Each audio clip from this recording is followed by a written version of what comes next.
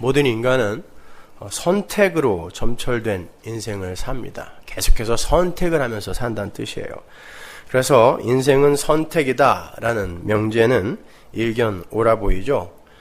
관계를 맺을 사람을 선택하고 또 사건을 선택하고 진로를 선택하고 사물을 선택하면서 보다 나은 미래를 꿈꾸며 사는 것이 보편적 인간의 일상이라고 할 수 있어요.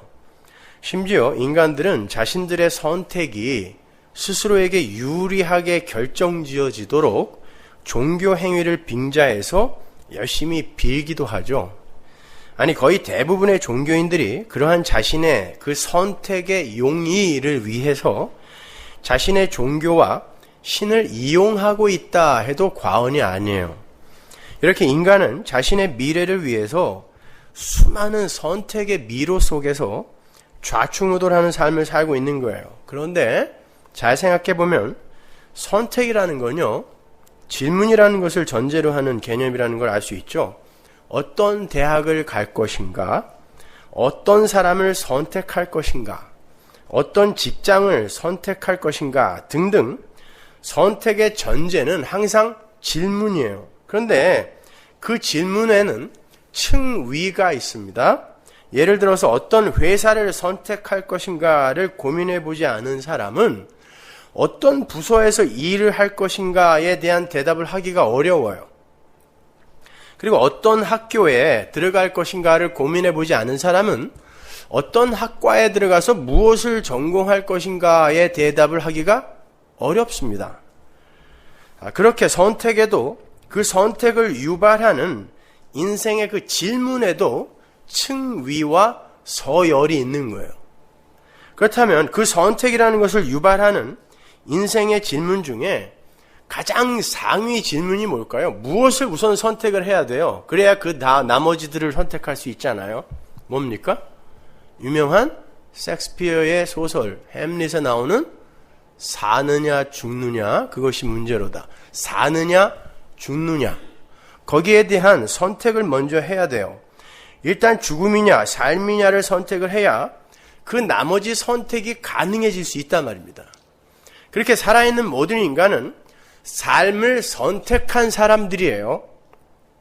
사랑의 기술이라는 책으로 유명한 미국의 유명한 정신분석학자요 사회학자인 에릭 프롬은요, 그의 또 다른 명저 소유냐 존재냐라는 책에서 인간이 삶과 죽음의 선택 다음에 가장 우선으로 해야 할 선택을 소유형 인간으로 살 것인가 아니면 존재형 인간으로 살 것인가 라고 했어요.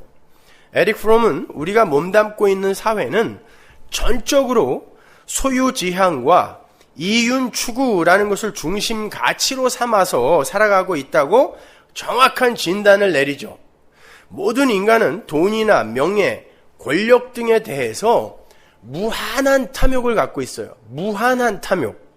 한꺼풀 두꺼풀 껍질을 열심히 벗겨가도 결국에는 알맹이를 만날 수 없는 그 양파의 모습처럼, 양파의 알맹이가 뭔지 아세요, 여러분? 그 껍질이 알맹이란 말이죠. 그것처럼 인간의 욕망은 무한대예요. 알맹이를 찾겠다고 자꾸 껍질을 벗겨가는데 알맹이를 결국은 못 찾아요. 모두가 더 많은 물질적 수단과 더 많은 경제적 가치를 추구하기는 하는데 만족은 얻지 못한 채 그 추구의 결말을 맞이하게 된단 말입니다. 근데 무서운 건요, 인간들의 그 소유에 대한 추구와 집착의 대상이 점점 확대가 되어서 정신과 지식과 사람과 신앙의 영역으로까지 침범을 한다는 거예요. 그래서 대부분의 사람들이 그 추구 대상의 그 본질과 무관하게 그 추구 대상을 얼마나 많이 소유하였느냐의 여부로 승패와 성패를 판단하는 삶을 살아요. 예를 들어드리면 학교 강의 시간에 배운 것들을 달달 외워서 그냥 암기하는 것을 공부로 생각하는 학생들, 한국 학교가 특히 이래요. 그 학생들은 소유 양식에 젖은 사람이에요. 그걸 암기해서 소유화하기 전에 공부는 왜 해야 되는 것이며 지금 내가 배우고 있는 것은 어떤 의미가 있는 것인가에 대한 사유가 먼저 있어야 함에도 불구하고 소유형 인간들의 그 소유 양식에 젖은 사람들은 그저 자기 것으로 만들어 소유하는 것에 급급할 뿐이에요. 그래서 요즘 대법원의 그 판사들이나 검사들의 대부분이 강남 8학군 출신들이래요. 그래서 이 사람들이요, 가난하게 살아보질 않아서 어려운 사람들의 처지를 전혀 이해를 못하는 거예요. 법전을 딸딸 외우기는 했는데 그 법이 왜 만들어졌는지 그 법의 본질에 대해서 고민을 해보지 않았다라는 것이죠. 그러니까 엉뚱한 판결들이 나오는 거죠. 뿐만 아니라 독서를 할 때에도 책의 결말과 주요 사상만을 수동적으로 받아들이면서 그 줄거리에 끌려다니는 사람 있죠. 역시 소유 양식에 젖어 있는 사람이에요. 독서라는 건 모름지기 그 책을 쓴 저자의 마음을 읽어내야 하는 것임에도 불구하고 그 책이 주는 정보만을 소유하겠다는 태도는 이기적인 소유지향적 사회에 보기 싫은 단면이에요. 그래서 책을 많이 읽고 영화를 많이 본 사람 중에서도 대화를 하면 대화가 안 통하는 사람이 있어요. 몇 편을 봐도 그 본질을 본 사람이 있는가 하면 수없이 많은 것을 소유하기는 했는데 그 본질을 파악하지 못하고 그냥 소유만 해 놓았기 때문에 그 소유가 전혀 아주 무용한 것으로 가지고 있는 사람들이 있단 말입니다. 많이 아는 게 중요한 게 아니라 깊이 아는 게 중요한 거예요. 그렇다면 소유형 인간들이 추구하는 소유지향적 삶의 반대편에 있는 삶은 무엇일까요, 여러분? 에릭 프롬은 그것을 존재지향적 삶이라 그래요. 존재지향적 삶이란 소유에 의해 끌려다니는 삶, 즉 내가 가지고 있는 그것 때문에 행복해하고 불행해하는 삶을 사는 게 아니라 소유의 있고 없음이나 외적 환경 변화에 흔들리지 않는 나 자신을 구축하는 거예요. 법정이 에릭 프롬을 정확하게 카피한 것입니다. 소유지향적 삶을 사는 사람들은요, 그 소유라는 대상이 사라지거나 줄어들게 되면 상실감을 느끼게 되지만 존재지향적 삶을 사는 사람들은 그 소유의 변화에 의해서 수시로 행복과 불행의 다른 롤러코스터를 타지 않을 수 있어요. 존재가 소유를 지배해야지 소유에 의해서 인간 존재가 끌려다니면 안 된다는 거죠. 굉장히 좋은 말이에요. 그래서 인간은 소유지향이 법으로 존재하는 그 소유의 도시에서 빠져나와서 존재지향의 법으로 존재하는 존재의 도시로 이주를 해야 한다라고 에릭 프롬이 피력을 해요. 그래서 인간은 자기 존재의 그 주체적인 독립을 위해서 소유에서 끌려다니지 않는 주체적인 독립을 위해서 많은 선행과 사회 변혁의 운동에 동참을 해 나가야 한다고 현대사회에 처방전을 내어놓죠. 진단은 똑바로 내렸는데 처방이 잘못됐어요. 소유냐 존재냐에서 가장 오롯하게 솟아있는 대주제를 한 문장으로 표현하면 소유는 사용에 따라 감소하지만, 쓰면 감소하잖아요. 소유는 감소하지만 존재는 실천을 통해 증대한다예요. 이걸 명저라고 읽고 있으니 말이죠. 성경을 아는 사람들은 절대 여기에 넘어가면 안 돼요. 인간은 소유의 증대를 목표로 삼아서 살아서는 안 되고 인간 존재 자체의 그 가치와 질을 향상하는 것을 목표로 삼아야 한다라는 거죠. 어떠십니까? 오늘날 개혁주의를 표방하고 있는 건전하고 건강한 교회들의 설교를 듣는 것 같지 않으세요? 소위 성화론. 소유지향적 삶, 즉 기복주의, 성공주의, 번영의 신학을 탈피하여 인격을 도야하고 선행을 실천하며 우리의 존재 자체를 자랑스럽게 가꾸자. 이게 에릭 프롬의 주장이자 현대 개혁교회의 건강한 외침이란 말입니다. 그러나 성경은 그 모든 걸 다 뭉뚱그려 죄라고 해요. 인간은 소유를 누리고 성공을 추구하며 행복을 얻도록 창조되지도 않았지만 자기 존재의 성숙과 발전과 향상을 위해 창조된 것도 아닙니다. 잘 분별하셔야 돼요. 오늘날 교회는 그걸 건강한 교회라고 하고 그걸 건전한 신학이라고 해요. 천만의 말씀입니다. 쉬운 말로 역사는 인간이 착해지고 순결해지고 헌신적인 사람으로 변해가는 과정이 아니라는 거예요. 에릭 프롬은 그러한 삶을 존재의 지형적 삶으로 분류를 했지만 성경은요, 그것 또한 소유지향적 삶이라고 못을 박아요. 그것 또한. 스스로 신이 되고 싶어하는 인간의 그 죄성은요, 자기 존재의 착함이나 선함 등도 소유의 대상으로 끌어당겨요. 그래서 그것으로 자기를 자랑하고 싶어 합니다. 그게 소유지향적 삶이에요. 에릭 프롬은 그걸 오해한 거예요. 인간의 본질을 깊이 파악하지 못한 것입니다. 그래서 어떤 스님처럼 무소유의 삶을 자기의 소유로 삼기도 하고, 하나님의 은혜를 알지 못하는 사람들의 청빈과 무소유는 그 무소유와 청빈을 소유하고자 하는 인간의 죄성이란 말입니다. 봉사나 구제 이런 것도 인간들은 소유로 붙들어요. 내 것, 내가 한 거, 그러니까 내가 칭찬받아야 할 일. 인간은 스스로의 힘으로 진짜 존재지향적 삶을 선택할 수도 없을 뿐만이 아니라 그 삶을 스스로의 힘으로 살아낼 수도 없어요. 여러분, 인간들이 선택을 하면서 살고 있다고 생각하십니까? 천만의 말씀입니다.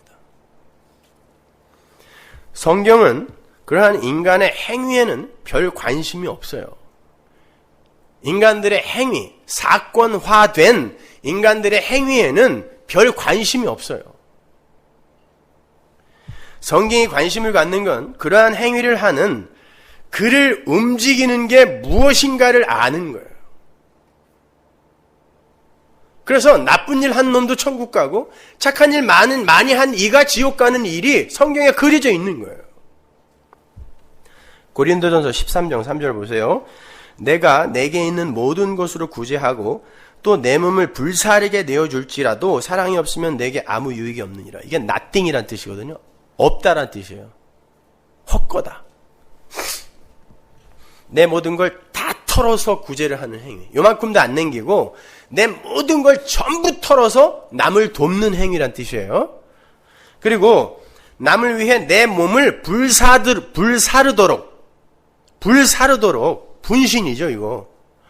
불사르도록 내어주는 헌신이 하나님의 사랑을 입고 그 사랑을 아는 이의 행위가 아니라면 전부 헛것이라는 거예요. 아니, 헛것 정도가 아니라 그것 자체를 하나님이 죄라 그래요. 여러분, 스님들의 소신공양이 있죠? 등신불 우리 국어 시간에 배웠잖아요. 중학교 때요, 고등학교 때요. 몸을 태워서 부처님께 드립니다. 여러분, 그걸 죄라 그래요. 기특한 종교 행위가 아니라. 따라서 성도의 행위는 하나도 빠짐없이 하나님이라는 사랑의 본체를 증거하는 것이어야지, 하나님을 증거하는 것이어야지, 그러니까 내가 쇠해지고 망해지며 하나님이 드러나는 것이어야지, 그 자체의 그 성숙이나 발전이나 변화를 보여주는 용도여서는 안 되는 거예요. 그러면 그가 드러난단 말입니다. 그가 높아지는 거예요, 여러분. 성경은 하나님의 영광을 위한 것이 아닌 인간의 자기 평판, 자기 인기, 자기 자랑 챙기기의 일환으로 드러나는 그 어떤 모양의 선한 모습도 전부 죄라고 규정해버려요. 오히려 소유의 획득을 지향하는 기복주의자들이나 신비주의자들은 순진하기라도 하죠. 어떨 때 보면 귀엽잖아요. 아무것도 모르고 하는 거니까 순진하기라도 해요. 그 사람들은요. 그들은 자신들의 정체를 이미 들키거나 있지만 여전히 자신의 가치를 챙기는 것을 삶의 주 목적으로 하고 있으면서도 이것들이 교활하게 말이죠. 그것을 소유나 힘과 같은 눈에 보이는 게 아닌 착함의 추구나 희생과 섬김의 삶, 무소유와 청빈 등으로 위장을 하고 있는 사람들은 더 무서운 사람들인 거란 말이에요. 하나님은 그걸 아신단 말입니다. 바울은 바로 그러한 사람들이 공중 권세 잡은 자인 귀신의 종으로 사는 자들이라 라고 말을 해요. 에베소서 2장 2절 보세요. 그때 너희가 그 가운데서 행하여 이 세상 풍속을 쫓고 공중의 권세 잡은 자를 따랐으니, 공중의 권세 잡은 자가 마귀입니다. 귀신이에요. 곧 지금 불순종의 아들들 가운데서 역사하는 영이라. 전에는 우리도 다 그 가운데서 우리의 육체의 욕심을 따라 지내며 육체와 마음에 원하는 것을 하여 다른 이들과 같이 본질상 진노의 자녀였더니, 육체의 욕심을 따라 육체와 마음에 원하는 것을 하는 자들이 다 귀신 들린 자들이라는 거예요. 그게 착한 일이어도 귀신 들린 자의 삶이라는 거예요. 하나님은 그들의 행위에 진노하신다라고 이야기한단 말입니다.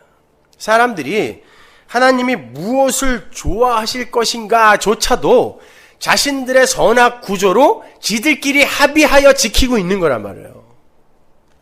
그걸 죄라고 해요. 오늘 본문의 7 귀신 이야기가 바로 그 이야기예요.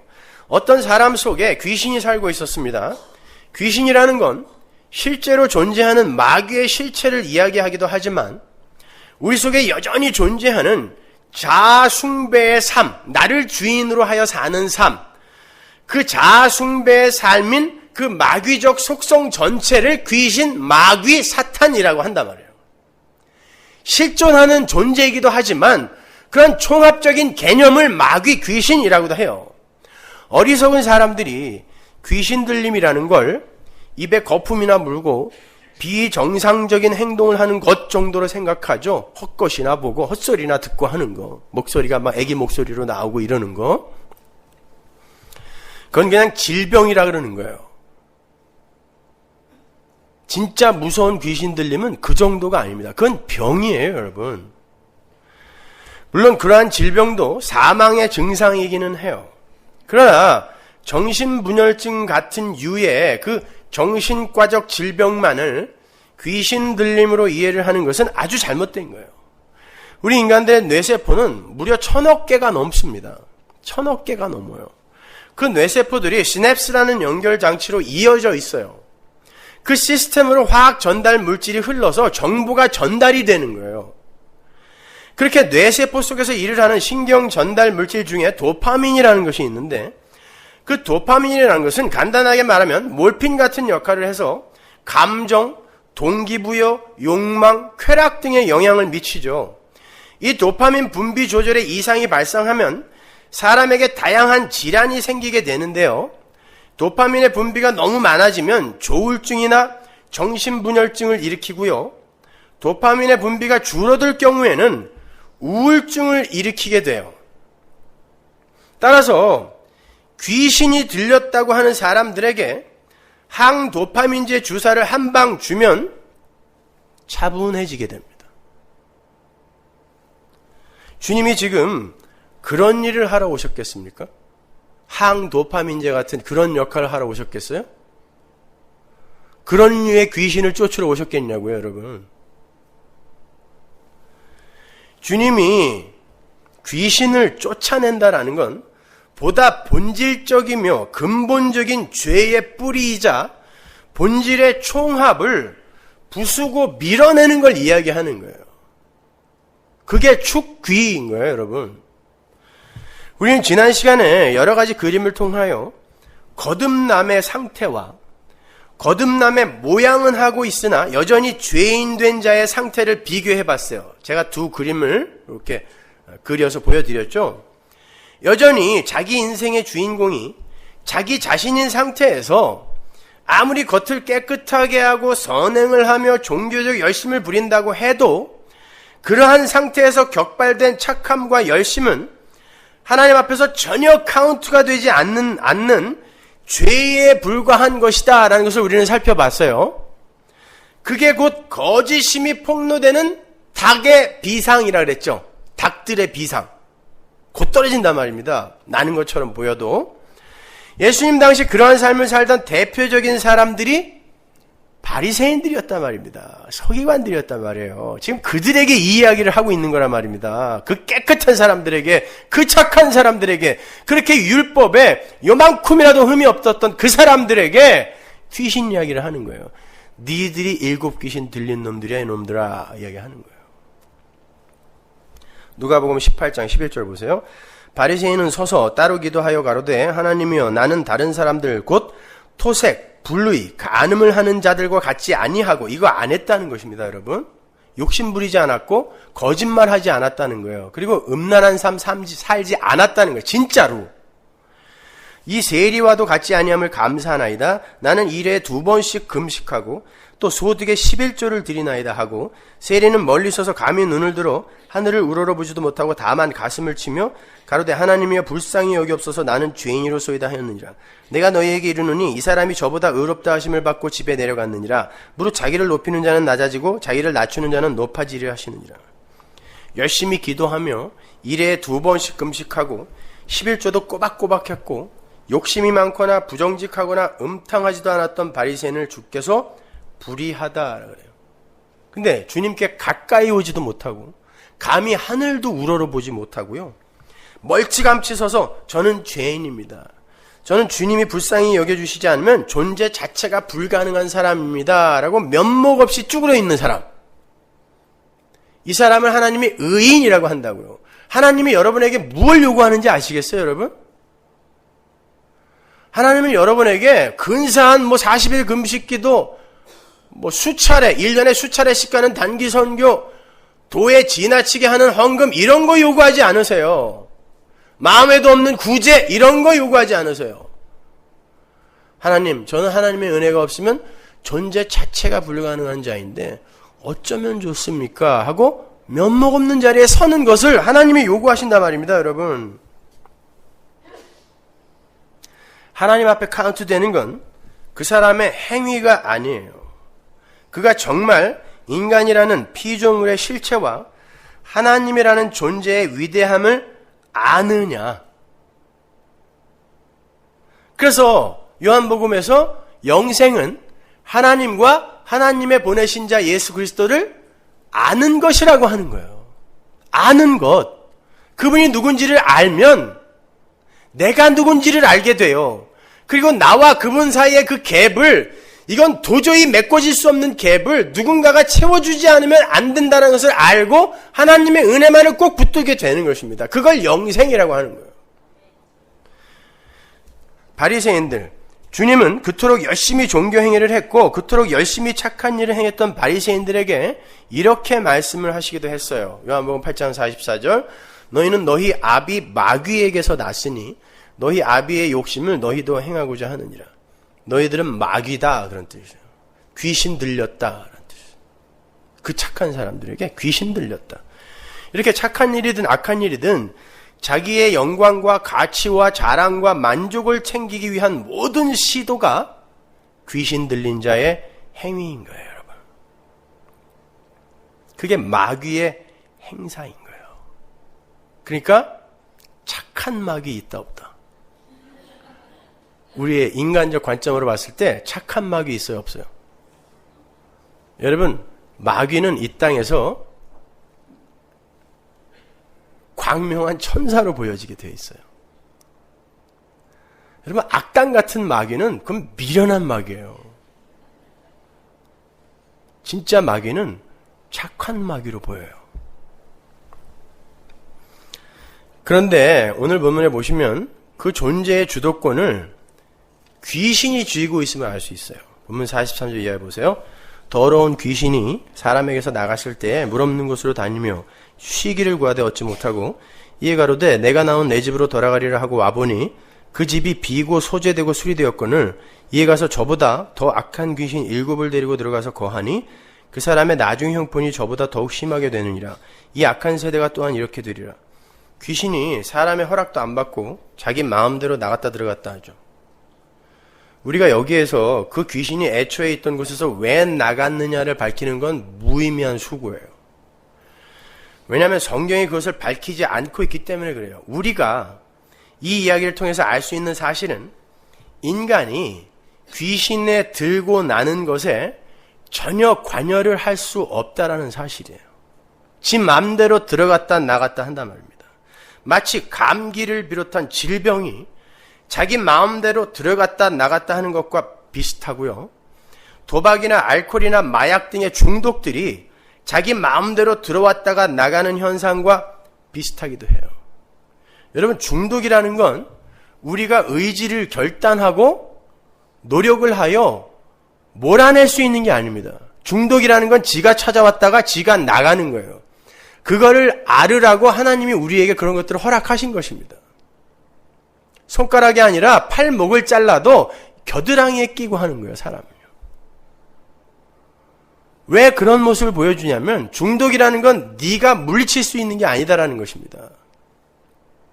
누군가가 그 중독을 결박하여 끌어내지 않으면 절대로 너희들은 그 종됨에서 벗어날 수 없다라는 걸 하나님 우리에게 경험하게 해주는 거예요. 감기 마찬가지예요. 감기가 여러분 허락받고 들어옵니까? 그리고 여러분에게 통보하고 나가나요? 아니에요. 인간은 이렇게 늘 객체로 살게 돼 있어요. 어떤 상황, 어떤 사건 속에서도 인간은 주체로 행사를 할 수가 없어요. 그렇게 무력한 존재의 인간은요. 오늘 본문 바로 위에 나오는 예수님의 말씀 한번 보세요. 마태복음 12장 27절. 또 내가 바알세불을 힘입어 귀신을 쫓아내면 너희 아들들은 누구를 힘입어 쫓아내느냐? 그러므로 저희가 너희 재판관이 되리라. 그러나 내가 하나님의 성령을 힘입어 귀신을 쫓아내는 것이면 하나님의 나라가 이미 너희에게 임하였느니라. 사람이 먼저 강한 자를 결박하지 않고야 어떻게 그 강한 자의 집에 들어가 그 세간을 늑탈하겠느냐? 결박한 후에야 그 집을 늑탈하리라. 보시다시피 구원받기 전에 인간은요, 마귀의 세간일 뿐이에요. 장롱, 의자, 테이블, 마귀 집의 세간. 그 세간은 스스로 움직이지도 못해요. 마귀가 놓는 곳에 있어야 돼요. 그리고 마귀가 사용하는 대로 그냥 사용당해야 돼요. 그게 세간입니다. 따라서 마귀의 세간이 행하는 모든 일은 그 모양이 아무리 깨끗하고 훌륭해 보여도 마귀의 행사예요. 해적선에 타고 있는 그들이 해적질을 하고 가면서 그 안에서 사랑도 하고 섬김도 베풀고 자선도 행하고 구제도 행하고 하는 그 전부가 뭐예요? 해적질입니다. 마찬가지인 거예요, 여러분. 그러므로 제가 서두에서 말씀드렸던 죽느냐 사느냐 혹은 소유냐 존재냐 등의 질문에 대한 선택도요, 결국 인간이 주체적으로 할 수 있는 것이 아닌 거예요. 모든 인간들은 자기의 주인에 의해 선택을 강요당하며 살게 되어 있어요. 마귀의 세간은 마귀의 선택을 쫓아가게 되어 있는 거고요. 하나님 나라의 백성은 하나님의 선택을 쫓아가게 되어 있는 거예요. 종은 선택의 여지를 가질 수가 없어요. 이런 걸 잘 알면 여러분의 기도가 많이 바뀔 거예요. 여러분은 지금 무엇을 선택할 수 있는 자유가 있다고 생각하고 그 선택을 도와달라고 기도를 하시는데 천만의 말씀입니다. 여러분은 여러분의 삶 속에서 여러분 스스로의 의지와 결정으로 선택을 하며 살고 있다라고 생각하십니까? 나는 내 주관으로, 내 의지로 나는 내가 원하는 선택을 하면서 살고 있다. 예전에 소비자 연구 저널지에 콜로라도 주립대학의 그 매닝 교수의 왼쪽짜리 효과, left digit effect라는 연구 논문이 실린 적이 있었어요.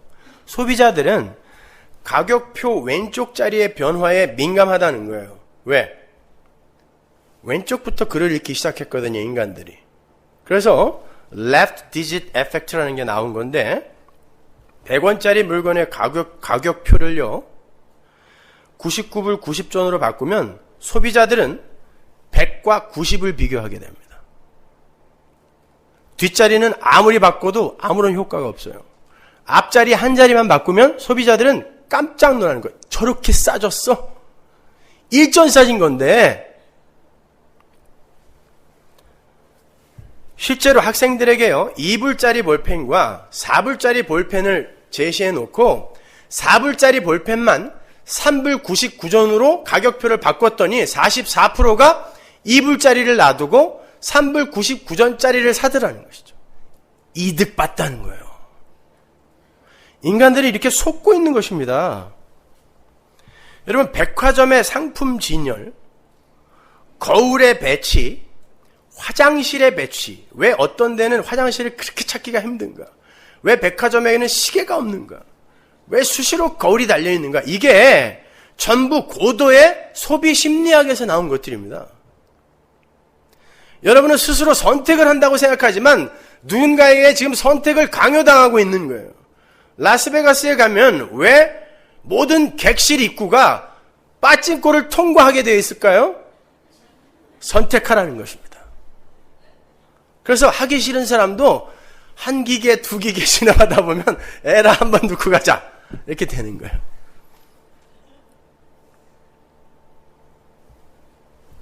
이렇듯 연약하고 음해한 인간은요, 늘 선택을 강요받으며 살아요.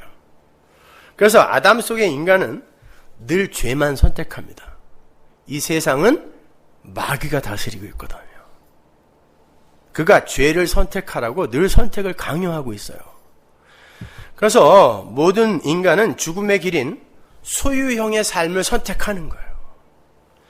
주님은 그렇게 죄만을 선택하게 만드는 그 마귀를 결박하고 당신의 백성들을 마귀의 집에서 구출해내기 위해 오신 거란 말이에요.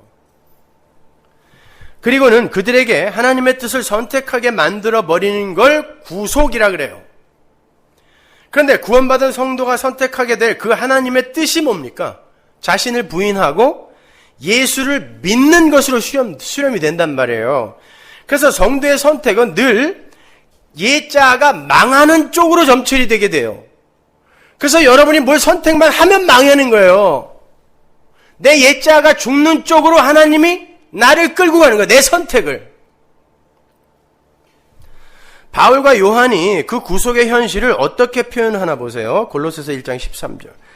그가 우리를 흑암의 권세에서 건져내사 그의 사랑의 아들의 나라로 옮기셨으니, 흑암의 권세, 귀신의 나라에서 하나님의 아들의 나라로 옮기는 걸 구원이라 그래요. 그 아들 안에서 우리가 구속 곧 죄사함을 얻었도다. 이 구속, 죄사함이 바로 그 나라에서 나오는 거예요. 귀신의 나라에서 나오는 거. 요한일서 3장 8절, 죄를 짓는 자는 마귀에게 속하나니 마귀는 처음부터 범죄함이니라. 하나님의 아들이 나타나신 것은 마귀의 일을 멸하려 하심이니라. 그러니까 하나님의 복음이 여러분에게 던져지는 건 왜예요? 왜? 귀신 쫓아내려고. 그 귀신 나라에서 건지려고. 이게 귀신 쫓아내는 거란 말입니다. 귀신 쫓아내려고. 예수님의 십자가 구속 사역은 마귀의 일을 멸하는 일, 마귀의 세간을 늑탈해내는 일이라는 거야. 그러니까 아담 안에서 태어나는 이 세상 모든 인간들은 전부 귀신 들려 귀신의 세간으로 태어나는 거고요. 그들 중 창세전에 하나님의 택하심을 받은 하나님 백성들만이 예수 그리스도의 능력을 힘입어 그 마귀의 도시에서 구출받게 되는 거예요. 그게 역사이며 구속사인 거예요. 로마서 6장 16절 보세요. 너희 자신을 종으로 들여 누구에게 순종하든지 그 순종함을 받는 자의 종이 되는 줄을 너희가 알지 못하느냐? 혹은 죄의 종으로 사망에 이르고 혹은 순종의 종으로 의에 이르느니라. 이렇게 모든 인간은 처음부터 죄에 순종하는 죄의 종으로, 마귀의 세간으로 귀신 들려서 태어나요. 그러나 그러한 귀신 들린 자의 삶으로 하나님의 은혜가 침노에 들어와서 그 귀신을 잡아 결박을 하고 귀신의 세력, 그 죄의 세력에서 구출을 해내서 의의 종으로, 순종의 종으로 만들어내 버리는 거예요. 순종의 종으로 만들어내는 거예요. 니들이 하고 싶은 대로 살아라가 아니라 내 뜻에 순종해라 라는 순종의 종으로 만들어낸단 말입니다. 그 어디에도 인간 측에서의 공로나 공헌을 찾아볼 수 없어요. 모든 게 하나님의 은혜입니다. 그렇게 하나님의 은혜에 의해서 침공을 당한 신자의 삶 속에서는 치열한 전쟁이 일어나요.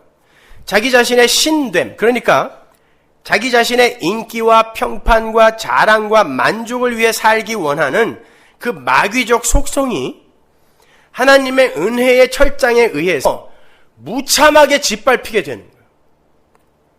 그래서 성도라는 이들의 삶은 이 땅에서 자기의 영광이나 인기나 스스로의 만족까지도 챙겨 살 수 없는 삶이 되고야 말아요.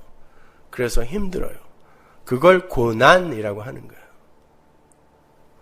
그래서 항상 자기가 생각해도 이상한 선택을 하게 되는 거예요. 내가 그때 귀신이 씌었지. 아니요. 그때 귀신이 결박된 거예요. 그때 귀신이 결박된 거예요.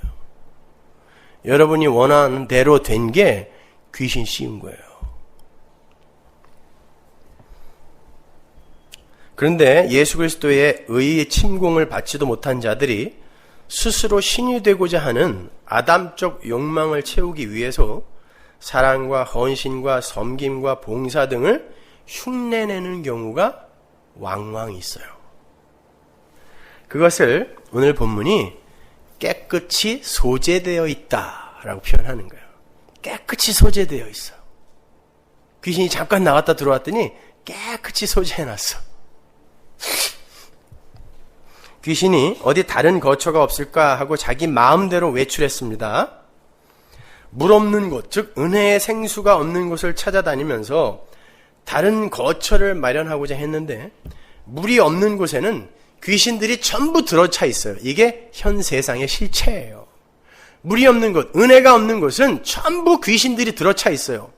그래서 마땅히 쉴 곳을 찾지 못하고 다시 원래 있던 곳으로 돌아왔더니 깨끗하게 소재가 되어 있어요. 귀신은 그 사람에게 물어보지도 않고 자기 친구 귀신 7을 데리고 들어가서 더 난장판으로 삽니다. 총 몇 마리? 8마리. 근데 왜 제가 7마리라고 했냐면 그건 숫자를 세는 산술적 표현이 아니라 7이라는 완전수를 써서 그 최악의 상황을 그리고 있는 것이기 때문에 제가 7마리라고 한 거예요. 최악의 상황이 되더라는 거예요. 사람이 하나님의 은혜를 알지 못하고 오늘 본문의 표현대로 하자면 성령의 침입으로 그 마음이 은혜로 채워지지 않은 상태에서, 은혜를 모르는 상태에서 깨끗이 그냥 비워져 있는 상태에서 깨끗함을 흉내내는 그 행위, 그게 바리새인들이었단 말이에요. 예수님의 은혜의 필연성을 알지도 못하고 자기들의 제사 지냄, 율법 지킴, 구제, 봉사 이런 것으로 자기들을 드러내려고 했던 게 깨끗함이거든요. 소재됨이에요. 그게 바로 7 귀신 들린 행위라는 거예요. 오늘날 교회에 그게 얼마나 많습니까? 7 귀신 들린 인간들이 얼마나 많아요. 착한 7 귀신. 그걸 조심하라는 거예요.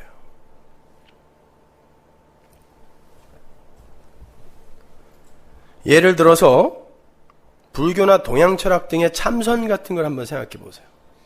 참선이라는 건요, 번뇌의 원천이 되는 마음을 아예 드러내버리는 거거든요. 그래서 그걸 무아라고 해요. 번뇌의 원천이 되는 마음을 드러내는 거예요. 완전히 비우는 거죠. 거기에서 무소유의 삶이 나오고 청빙이 나오고 청결한 삶이 나온다는 거예요. 은혜를 알지 못하고 그러한 것을 시도하는 것이 7 귀신 들린 행위예요. 성경이 말하는 비움은 그런 게 아닙니다. 성경이 성도에게 요구하는 비움은 성령으로 채워짐까지를 말하는 거예요. 은혜로 채워짐까지를 이야기하는 거예요. 그게 채워지면서 비워져 가야지, 이게 채워지지 않았는데 스스로 깨끗하게 소재하는 걸 7 귀신 들렸다고 하는 거란 말입니다, 여러분. 그래서 여러분은 먼저 복음을 배워야 되는 거예요. 복음을 알아야 되는 거란 말입니다. 그런데 유대주의는 바로 그런 승려들의 비움과 같은 류의 비움으로 자신들을 자랑하고 있었던 거예요. 제가 왜 법정의 무소유를 가짜 무소유라고 했는지 아시겠습니까? 본문 38절을 보면 바리새인들과 서기관들에게 이 이야기가 주어지고 있다는 것을 알 수 있어요. 바리새인들과 서기관들은 성경 박사들입니다. 성경 연구가들이니까. 그리고 그 착한 행위, 종교 행위에 있어서는 타의 추종을 불허하는 사람들이었어요. 거짓말 안 하겠다고 입을 스스로 꼬맸던 사람들이니까. 주님은 그들에게 너희 아비는 마귀다. 니들은 마귀의 세간이야. 그 말은 넌 마귀야. 이 귀신아. 그러는 거예요. 귀신아. 주님은 그러한 거짓 비움과 거짓 깨끗함으로 다른 이들과의 비교 상대적 우월감을 누리는 그 교활한 행위를 뭐라고 그래요? 그 위에서 성령 회방이라 그러잖아요. 그걸 성령 회방이라고 하는 거예요. 목사 말 안 듣는 게 성령 회방이 아니라. 그리고 그건 절대 사함을 입을 수 없다라고 단호하게 못을 박아요. 여러분, 이 이야기가 어디에서 연결이 되어 있는 건지 아세요? 이 충돌의 발화 지점은요, 마태복음 12장 22절에 나오는 귀신 들린 벙어리 치유 사건에서 연결이 되는 거예요. 22절 보세요. 그때 귀신 들려 나오죠. 눈 멀고 벙어리 된 자를 데리고 왔거늘 예수께서 고쳐주시매 그 벙어리가 말하며 보게 된지라 무리가 다 놀라 가로되 이는 다윗의 자손이 아니냐 하니 바리새인들은 듣고 가로되 이가 귀신의 왕 바알세불을 힘입지 않고는 귀신을 쫓아내지 못하느니라 하거늘.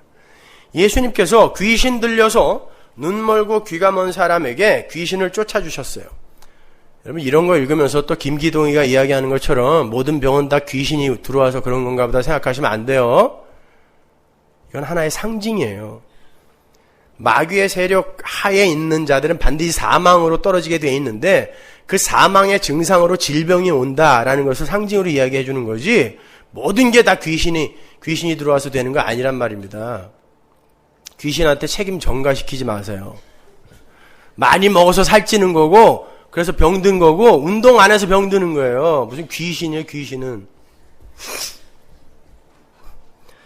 율법주의자들은 바리새인들에게 있어서 귀신이 들려 눈이 멀고 귀가 먼 사람은 귀가 부정한 사람이고요. 귀가 먼 사람은 부정한 사람이고 저주를 받은 사람들이었어요.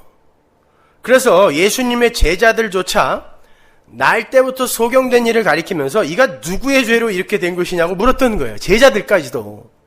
근데 예수라는 사람이 그러한 저주받고 부정한 자를 율법과 행위의 법칙을 넘어서서 용서의 법칙에 의해 자기 마음대로 정한 자로 만들어버린 거예요. 자기들 눈앞에서. 이건 지금 자기들이 주장하는 삶의 원리와 정반대되는 삶의 원리가 지금 초입이 된 거란 말입니다. 유대주의자들에게 있어서 정함과 용서받음이라는 건 인간 측에서의 열심과 노력이 근거가 되어야 하는 거였어요. 그렇죠? 그게 유대주의잖아요. 율법주의. 그들은 그러한 노력과 열심을 내어놓지 못한 부정하고 더러운 자들은 다니엘서 7장의 그 심판주, 그 인자가, 그들은 구약에 능통한 사람들이었으니까 그 심판주인 인자가 와서 심판을 해버릴 거라고 굳게 믿었어요. 근데 그 어떤 노력도 행해지지 않은 상태에서 어떻게 용서가 주어지냔 말이에요. 부정한 자에게. 귀신 들린 자에게서 어떻게 귀신이 나가냔 말이에요. 노력도 안 했는데, 율법도 안 지켰는데, 여전히 부정한 상태인데 어떻게 네가 뭔데 와서 그를 정하게 만들어주냐는 거예요. 이 용서의 법칙, 덮어줌의 법칙, 이게 구원의 법칙인데 이걸 이해를 못하고 왜 율법도 안 지키고 제사도 안 지낸 저 부정한 자를 네 맘대로 용서하냐는 거예요. 그들이 생각하고 기대해왔던 인자이신 메시아는 그렇게 오시면 안 된단 말입니다.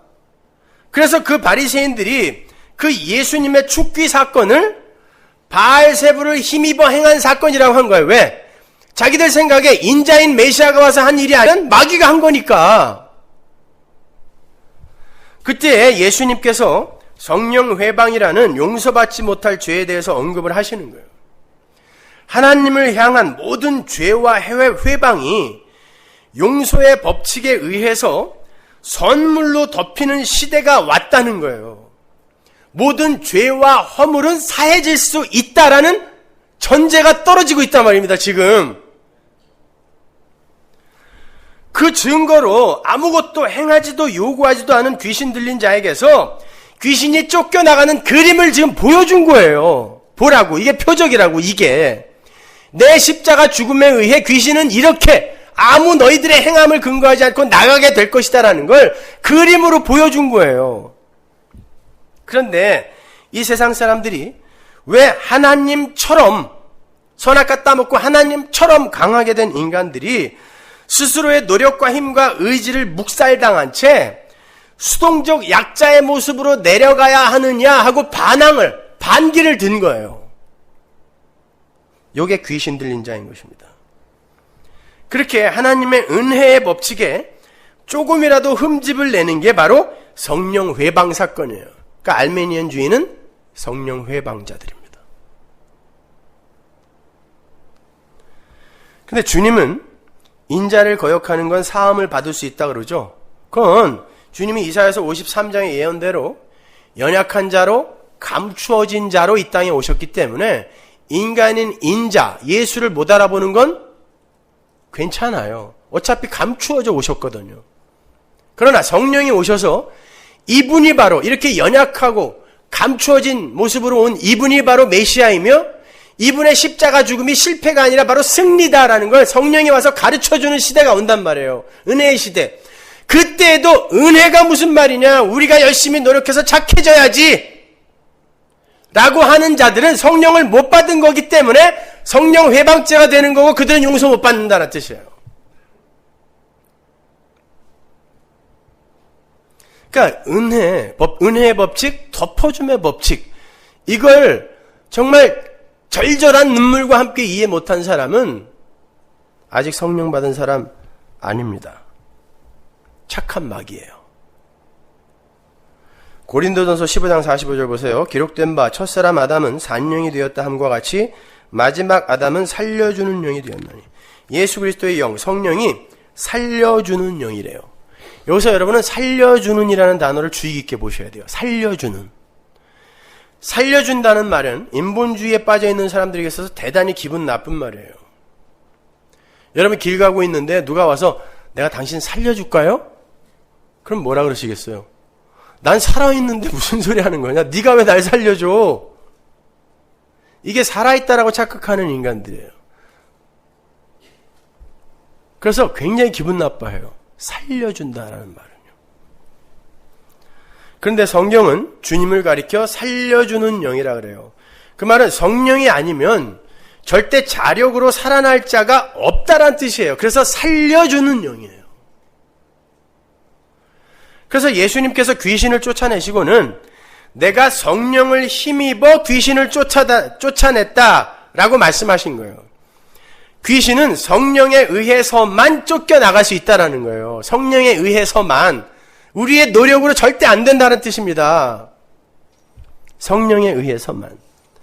그리고 그 빈자리를 성령이 채워버리시는 거예요. 그래서 다시는 쫓겨나간 귀신이 7귀신이 아니라 700귀신을 데리고 와도 못 들어오는 거예요. 성령이 그 안을 채우고 있기 때문에. 근데 그걸 모르고 그냥 깨끗한 척 하면서 무소유의 삶, 청빈의 삶, 깨끗한 삶, 이걸 보여주며 사람들에게 인기와 존경을 죽을 때까지 받고 간 그 사람. 계속 7귀신 들려있던 사람이에요. 그 상태가.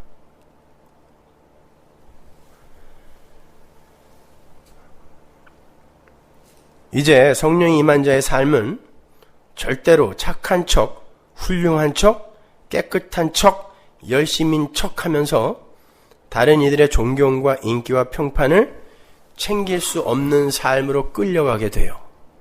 아울러 이 세상의 힘을 행복의 근거로 삼아서 이 세상 것들을 삶의 목적으로 살 수 없게 된다는 뜻이에요. 귀신이 쫓겨나간 삶이라는 건. 물론 처음부터 그렇게 된다는 말은 아니에요. 그러나 성령이 임한 자는 반드시 그렇게 완성이 되게 되어 있는 거예요. 그래서 성도의 삶이, 귀신이 나간 성도의 삶이 세상적 관점으로 볼 때 고달프다라고 하는 거예요. 주님은 그걸 하나님 나라가 임한 자의 삶이라고 하는 거예요. 내가 성령으로 귀신을 쫓아내는 거면 너희들의 삶에 이미 하나님 나라가 임했다라는 말이 그 말인 거예요. 하나님 나라와 사탄의 나라를 확 구별시켜버리는 거예요, 여러분. 존경받는 바리새인들의 삶이 사탄의 나라였다라고 확정 지어버리는 거, 거기에서. 그렇다면 메시아로 위장한 가짜는 어떤 모습으로 다가오겠습니까? 이 세상 모든 이들이 반기는 모습으로. 여러분, 마귀하면 어떤 생각이 나세요? 구미호 이런 거. 그죠? 그건 텔레비 너무 많이 봐서 그런 거고, 여러분은 마귀를 너무 좋아합니다.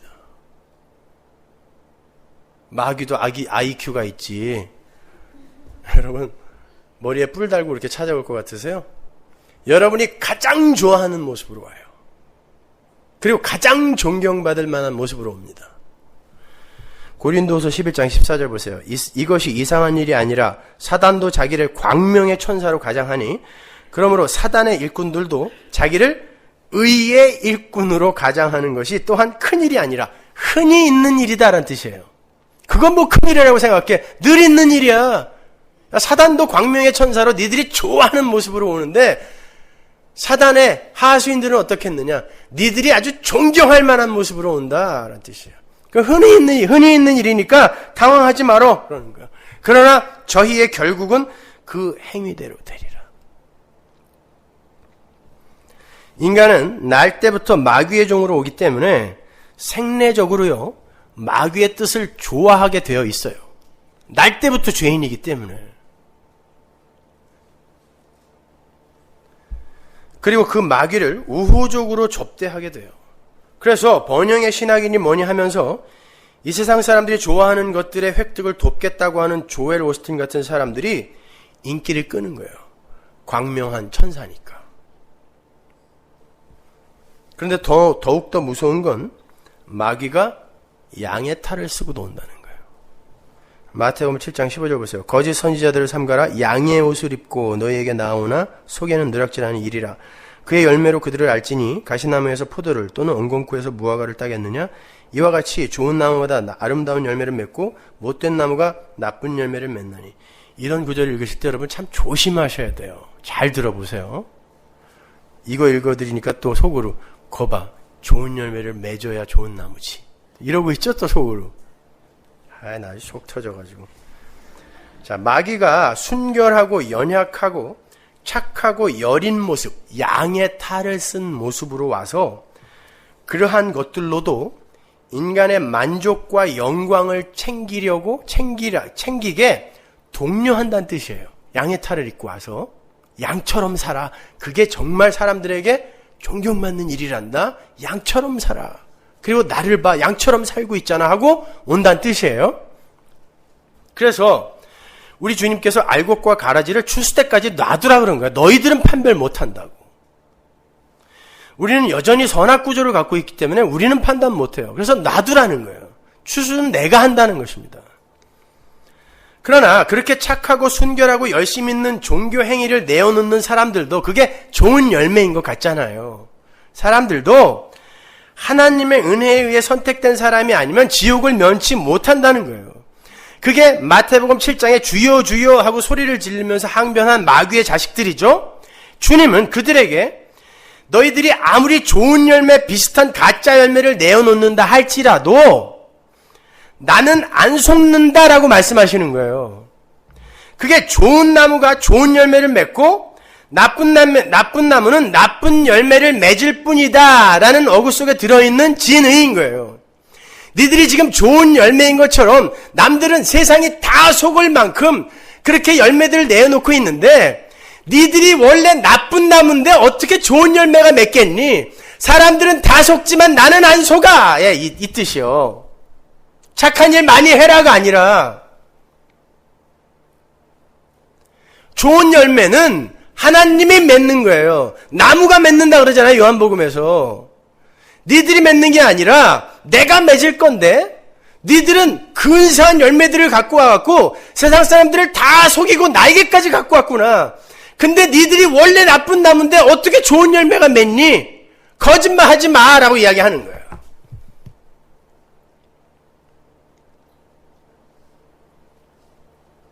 완전히 거꾸로 읽고 있는 거죠, 성경을.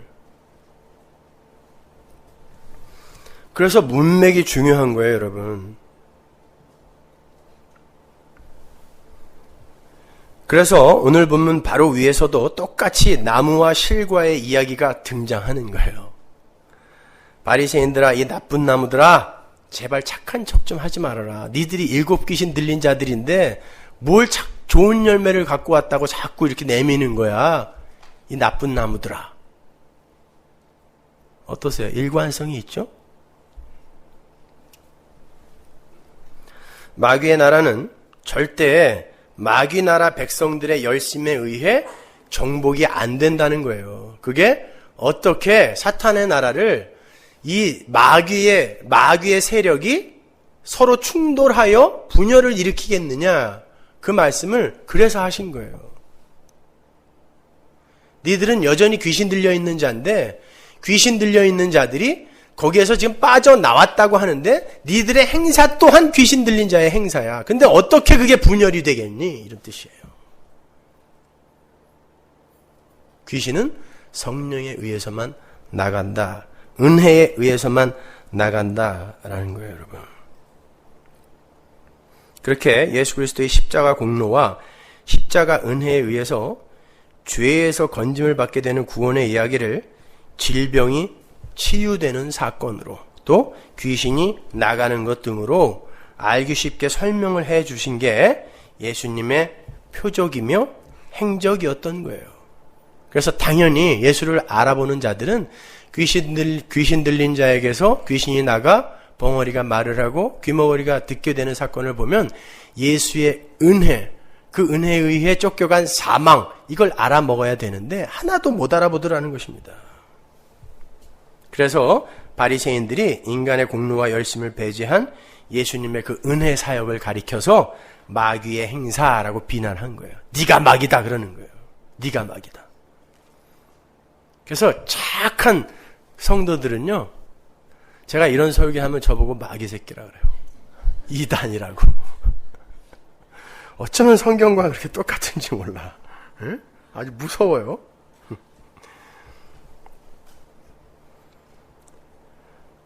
성경을 잘 보면요, 주님께서 말씀하시기를 믿는 자들에게서 나타나는 표적을 이렇게 말씀하시는 걸 볼 수 있어요. 마가복음 16장 17절 보세요. 믿는 자들에게는 이런 표적이 따르리니 곧 저희가 내 이름으로 귀신을 쫓아내며 새 방언을 말하며 뱀을 집으며 무슨 독을 마실지라도 해를 받지 아니하며 병든 사람에게 손을 얹은즉 나으리라 하시더라. 보세요. 예수를 믿는 자들은 예수의 이름으로 귀신을 쫓아낸다 그러죠. 이 이야기가 그 이야기예요. 예수 믿는 사람들은 전부 귀신 쫓아낼 수 있다 이런 말 아닙니다. 전부 뭐 뱀 집어도 뭐 상하지 않고 독을 먹어도 뭐 죽지 않고 이거 아니에요. 한번 해볼까요? 청산가리 한 잔씩 돌려오는? 에? 살모사 한 번씩 그냥 만져볼까요? 근데 꼭 여기에서 그건 다 빼고 병을 낫게 하고 귀신을 쫓아내고 방언하고 요거만 싹 빼갖고 보세요, 이런 표적이 난다 그랬잖아요. 그럼 청산가리 한번 마시고 와서 얘기하세요. 딴 건 왜 얘기 안 하냐고요. 이 말은 예수 그리스도의 십자가 복음에 의해서 세상 권세 잡은 자들의 종으로 있던 사람들이, 귀신 들려 있던 사람들이 하나님 아들의 나라로 옮겨오는 역사가 일어난다는 뜻이에요. 우리의 복음 전함의 행위에 의해서. 그게 귀신이 나가는 거예요. 지금까지 귀신이 나가는 게 뭔지 배우셨잖아요. 그죠? 그리고 새 방언이라는 것도 알아들을 수 없는 그런 말을 가리키는 게 아니라 이 세상 사람들은 전혀 알아들을 수 없는 하늘의 비밀인 하나님의 말씀이 올바로 이해되어지고 내 입을 통하여 전달되어진다는 뜻이에요. 근데 세상은 못 알아들어. 그게 새 방언이에요. 뱀을 짚는다는 건 뱀을 들어올려 내친다는 뜻인데, 뱀은 에덴 동산에서부터 항상 마귀의 세력을 상징하는 거였잖아요. 예수를 믿는 자들의 말씀 선포에 의해 뱀의 세력이 물러간다는 뜻입니다. 귀신이 쫓겨나간다는 말과 똑같은 말인 거예요. 독을 마실지라도 해를 받지 않는다는 말은 이 세상에 그 어떤 맹독이라 할지라도 세상이 그 어떤 방법으로 공격해 온다 할지라도, 내 자식이 죽고 사업이 망하고 질병이 나에게 온다 할지라도 내 영원한 생명은 건드릴 수가 없다가 독을 마실지라도 그를 해할 수 없다는 뜻인 거예요. 병든 사람에게 손을 얹은 즉 낫게 된다라는 것도 역시 사망의 대표적인 증상인 질병이 복음에 의해 정복이 될 것임을 보여주는 거예요. 병이 낫는다는 뜻이 아니라 사망이 정복될 거라는 뜻이에요. 그까지 병 안 나면 어때요? 병이 난다고 꼭 신앙이 좋아져요? 천만의 말씀. 김계영 원장 그 기도원에서 암 4개가 한꺼번에 난 사람이 있어요. 낳자마자 바람 피웠던 여자 찾아갔다니까요. 그걸 하나님이 하셨겠냐고요. 무슨 신앙에 도움이 됩니까? 병 난 게. 근데 병 나면은 그게 무슨 영성 깊은 건 줄 알아요. 바보들이 말이죠. 그래서 성경은 질병의 치유를 귀신이 나감이라고도 이야기하는 거예요. 사도행전 10장 38절 보세요. 하나님이 나사렛 예수에게 성령과 능력을 기름 붓듯 하셨음에 저가 두루다니며 착한 일을 행하시고, 토부죠. 하나님의 창조의 일을 행하셨고 마귀에게 눌린 모든 자를 고치셨으니, 보세요. 병을 마귀에게 눌린 상태라고 이야기한단 말입니다. 복음에 의해 마귀에게 눌린 이 상태가 해결된다가 병이 낫는다는 뜻이란 말이에요. 그걸 성경이 완성되기 전에 기적으로 잠시 보여줬던 거예요. 초대교회 때 한시적으로. 이제 성경이 완성됐는데 그게 왜 우리에게 필요해요? 믿음이 이제 직접 오는데.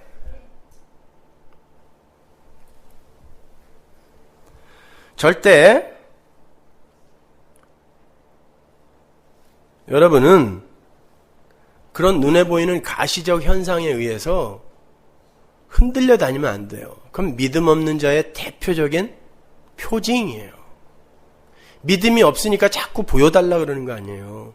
믿음은 보지 못하는 것들의 증거인데 자꾸 보여달라는 건 뭐예요? 나 믿음 없어요. 믿음 없어요. 그러고 다니는 거예요. 믿음 없으니까 한 번만 또 보여주세요. 보여줬어. 또 보여주세요. 잊어버렸어요. 더 큰 거 보여주세요. 그 전거로는 만족이 안 돼요. 그래서 점점 큰 걸 봐야 돼요. 그러니까 성경은 이 세상의 힘의 원리와 인본주의 속에서 벗어나서 십자가의 원리 속으로 들어가게 되는 걸 구원이라 그러고, 그걸 귀신이 나가는 것이라고 그래요. 절대 어줍지 않은 착한 일 몇 개 해놓고 혹은 남이 존경할 만한 삶을 살아내어서 자신의 만족이나 인기나 평판을 챙기는 그런 게 아니란 말입니다. 오히려 더 낮아지고 비워지고 부인되어서 연한 순처럼, 겨자씨처럼, 누룩처럼 감추어지고 쇠하여져서 하나님의 영광을 드러내고 하나님의 흥함을 증거하는 자로 살게 되는 거예요. 그래서 오늘 본문에서 예수님께 표적을 보여달라는 바리새인들에게 내가 너희에게 보여줄 표적은 요나의 표적밖에 없다라는 말씀을 하신 거예요. 요나의 표적이 뭡니까? 너희의 열심과 노력과 상관없이 내가 십자가를 지고 죽어서 사흘 밤낮을 스올에 갇혀 있어야만 너희의 죄가, 너희를 누르고 있는 마귀가 물러날 수 있다. 그 방법밖에 없다가 요나의 표적이에요. 너희들에게는 그 어떤 기적을 보여줘도, 봐, 지금 내가 귀신 쫓아냈는데 너희들 오해하고 나보고 바알세불이라 그러잖아. 무슨 표적을 보여주니? 거기다가 내가 너희에게 보여줄 표적은 이제 하나밖에 없어. 뭐예요? 내가 죽는 길밖에 없어요. 하나님의 아들인 예수가 죽어서 이 왼수들, 뱀 같은 왼수들이 살아나는 그 기적보다 큰 기적이 어디 있습니까? 근데 그걸 안다는 사람들이 무슨 기적을 그렇게 보여달라 그러세요? 은리빨이 금리빨로 바뀌는 게 뭐 그렇게 대단한 기적입니까? 금가루가 쏟아지는 게 뭐 그렇게 대단히 신기해요? 그 새끼들이 마귀 새끼들인 거예요. 제발, 아니 성경 여태까지 우리 배운 게 그거잖아요. 근데 왜 여기서 설교 듣고 금요일날 그런 데 찾아가냐고요? 서머나교회 교인이.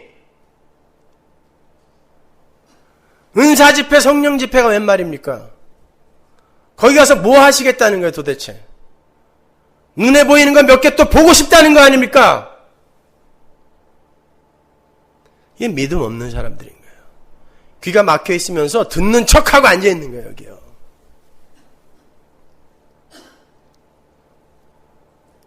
여러분, 이 시대는 지금 이렇게 타락해 있어요. 정신 똑바로 차리셔야 돼요, 여러분. 요한복음 1장을 보면 그렇게 하나님의 성령을 받은 이들, 그래서 마귀에게서부터 해방된 이들을 하나님께로서 난 자들이라고 그러죠. 하늘의 사람들이라는 뜻이에요. 하나님에 의해 태어난 하늘의 사람들, 하나님의 아들들. 구약에서 하나님의 아들들, 하늘의 존재들, 누가 나오죠? 천사들 나오잖아요. 그럼 여러분이 지금 그런 하늘의 존재들이 됐다는 뜻인데, 그럼 한번 보자고요. 하늘의 존재들이, 천사들이 이 땅에 내려와서 부동산 투기했다는 소리 들어보셨어요? 그들은 여러분을 수종들 그런 존재들이에요. 근데도 그 하늘의 존재들이 이 땅에 천사들이 잠깐 내려와서 무슨 일을 행했는지 한번 잘 생각해 보세요. 뭘 하다 갔나요? 하나님의 메신저로서만 살다 그냥 가는 거예요. 천사들이 자기의 인기, 명예, 이런 걸 챙기기 위해 남을 경쟁자로 원수로 취급했던 적 있습니까? 천사들이 자기 자식 새끼 좋은 대학 못 들어갔다고 목매달아 죽는 거 보셨어요? 근데 왜 하나님께로서 난 하늘의 존재들이 왜 우리를 수종든다고 하는 그 천사들보다도 못하게 사냐고요. 그래서 성경이 반복하여 너희들은 땅의 것 보지 말고 위의 것을 찾으라. 반복하여 외치는 거예요. 위의 것을 찾아라. 그렇게 하나님 나라의 하나님 나라의 존재들, 하나님의 메신저로서만 존재해야 하는 하나님의 백성들, 그들의 삶을 천사들이 잠깐 보여줬기 때문에 그 천사들에게 날개가 있다라는 표현을 쓰는 거예요. 영이 날개가 어디 있어요? 꼭 그림 그려놓으면 그냥 날개를 이따만한 걸 그려놔갖고 징그럽게 말이죠. 닭털 같은 거 덕지덕지 그려놓고. 하나님의 메신저로서 그 뜻을 신속히 전달한다는 뜻에서 상징적으로 날개라는 표현을 쓰는 거예요. 우리가 그런 삶을 살도록 되어 있단 말입니다, 지금. 그러면 그분이 이끄는 대로 내 삶 속에서 하나님만 드러나면 돼요. 그게 메신저예요. 날개 달린 천사. 근데 전부 그 날개 말고 닭 날개 달고 막 날리려고 그래 푸덕거리고 있으니까 날 수가 없는 거야.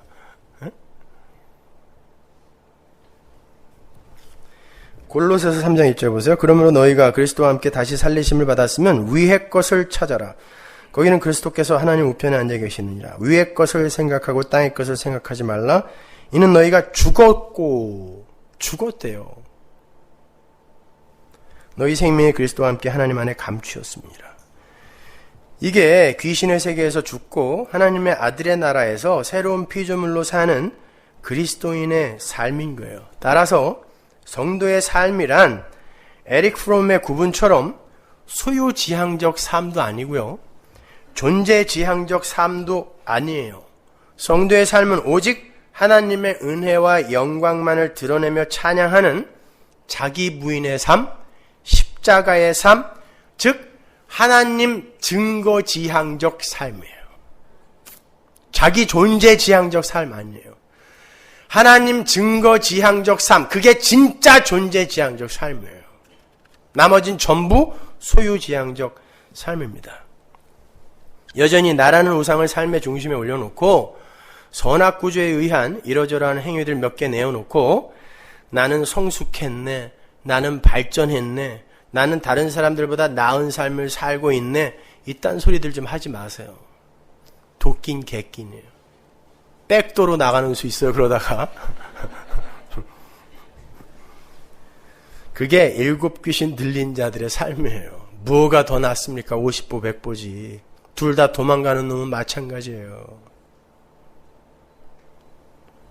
더 낮아지시고 더 내려가세요. 그리고 더 벗으십시오. 그리고 더 털리셔야 돼요. 바보가 되란 뜻입니다. 여러분, 발달장애아나 정신지체아들이 암 걸렸다는 소리 들어보셨어요?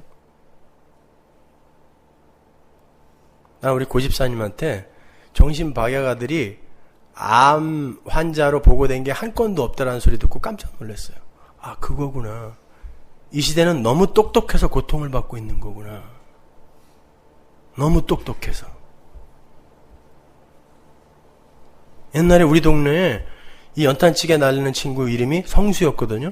그때는 늘 조금 모자라는 사람들이 이렇게 연탄찌개를 날렸어요. 그죠? 근데 저는 걔가 한 번도 찡그리는 걸 못 봤어요. 늘 웃으면서 뭘 이렇게 중얼거리면서 다니는데 늘 행복해. 밥 주면 먹고 날러 그럼 날러. 자 그럼 자. 세상은 그를 바보라고 하지만 하나님은 바로 그러한 바보들을 원하시는 거예요. 내 말만 들어! 그러면 행복할 거야. 그 자리로 내려가는 거예요. 우리 모두 바보가 됩시다.